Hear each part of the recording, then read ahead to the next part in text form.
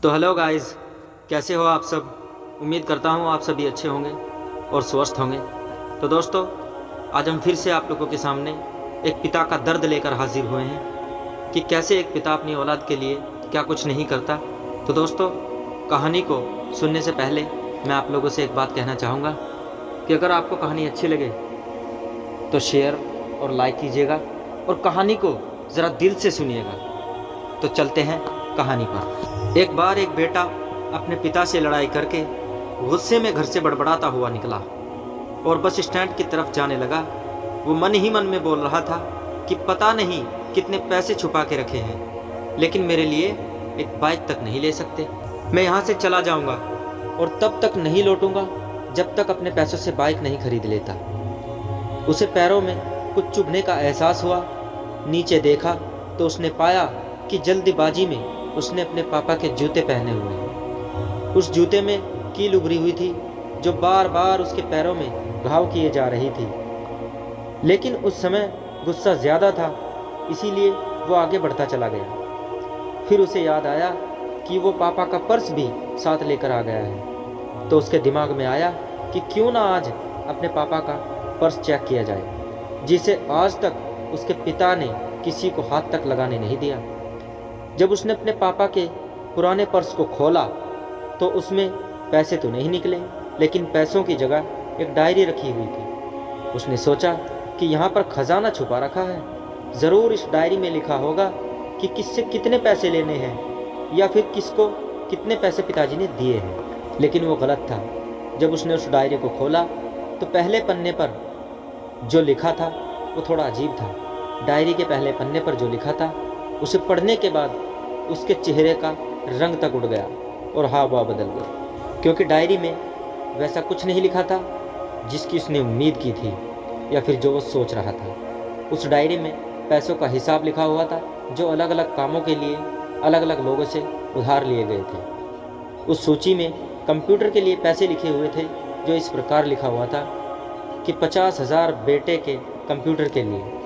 वो वही कंप्यूटर था जिसे वो आज तक इस्तेमाल करता आ रहा था, लेकिन उस बेटे को ये नहीं पता था कि उस कंप्यूटर को खरीदने के लिए पैसे कहाँ से आए थे। उस डायरी में कैमरे का भी हिसाब था। उस बेटे को याद था जब उसने पहली बार अपने पिता से कैमरे के लिए ज़िद की थी, तब उसके पिता ने ठीक 2 हफ्ते बाद उसके जन्मदिन पर दिया था, जिसे देखकर वो बहुत खुश हुआ। और उसे खुश देखकर उससे ज़्यादा खुश कोई और था तो उसके पापा थे। अब उसके चेहरे से गुस्सा एकदम गायब हो गया। जब उसके बेटे ने दूसरा पन्ना पलटा तो उसमें कुछ इच्छाएं लिखी हुई थी। पहली इच्छा जो थी वो ये थी कि अच्छे जूते पहनना। ये बात उस बेटे को कुछ समझ नहीं आई। तभी उसके पैर सड़क पर एक गड्ढे में जा पड़ा जिसमें पानी भरा हुआ था। बेटे के पैर गीले हो गए। उसने जूते को पलट कर देखा तो उसने देखा कि जूता जो था नीचे से फटा हुआ था। ये देखकर उसे डायरी में लिखी हुई बात अच्छी तरह समझ आ गई। तभी उसे उसके माँ बाप की बात याद आई। माँ हमेशा बोलती थी कि अब तो नए जूते ले लो, लेकिन पिता हमेशा बोलते थे कि अभी नहीं, कुछ दिन और चलेगा ये जूता, कुछ दिन पहले ही तो लिए थे। उसे आज समझ आ रहा था कि कितने दिन और चलेंगे।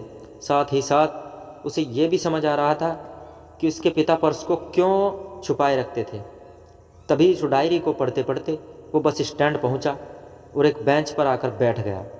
और अब उस डायरी का आखिरी पन्ना उसने पलटा तो वहाँ कल की तारीख लिखी हुई थी और नीचे लिखा हुआ था 50,000 रुपये बाइक के लिए। बेटे ने इतना पढ़ा और उसका दिमाग एकदम सुन्न पड़ गया।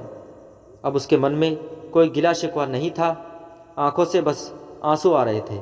उसे कुछ समझ नहीं आ रहा था कि वो रो क्यों रहा है। अब वो जल्दी से घर जा रहा था। जूते में लगी कील अब तक उसके पैरों में घाव कर चुकी थी और खून चल रहा था। उसने तुरंत उस जूते को खोला और फेंक दिया। अब वो नंगे पैर ही दौड़े जा रहा था। वो घर पहुंचा, लेकिन उसके पिता उसे घर पर नहीं मिले। उसे समझ आ गया था कि उसके पिता कहाँ गए होंगे। वो सीधा बाजार की ओर भागा और पता नहीं उसमें इतनी ताकत कहाँ से आ गई कि वो भागते भागते थक नहीं रहा था। वो उस बाइक वाले की दुकान पर पहुंचा। उसके पिता वहीं थे। उसने अपने पिता को दौड़कर गले लगा लिया उसकी आंखों से आंसू रुकने का नाम ही नहीं ले रहे थे। उसके पिता को समझ नहीं आ रहा था कि ये क्या हो रहा है। उसने पिता से कहा कि पापा, मुझे मोटर बाइक नहीं चाहिए, आप अपने जूते ले लीजिए। अब आज से मैं जो भी कुछ करूँगा वो अपने दम पर करूँगा, अपने मेहनत से करूँगा। तो दोस्तों, देखा आपने एक पिता का दर्द कि बेटे के लिए एक बाप क्या कुछ नहीं कर सकता।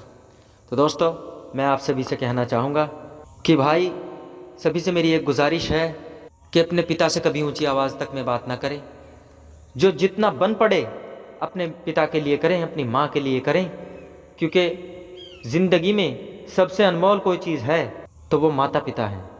तो मैं आग्रह करता हूँ, अगर आप लोगों को कहानी पसंद आई तो लाइक और शेयर कीजिएगा और चैनल को सब्सक्राइब कीजिएगा। धन्यवाद, शुक्रिया।